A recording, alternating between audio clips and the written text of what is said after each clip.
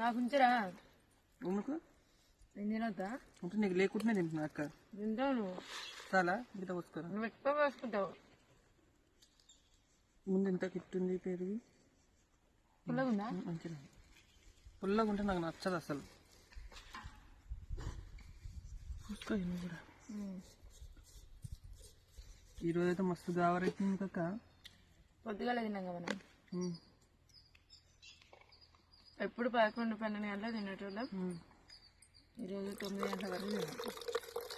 19 start చేసాం. గడ్డి మందు కొడుతుంటుంది. సుక్కలు కనబడుతున్నాయి. సుక్కల్లో తాడన్నట్టు చచ్చిపోతుంది పెరుగు. మా బర్రెలు అయితే పాలు ఇస్తలేవు.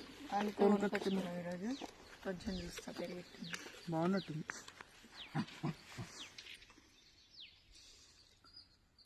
సూపర్ ఉందిరా.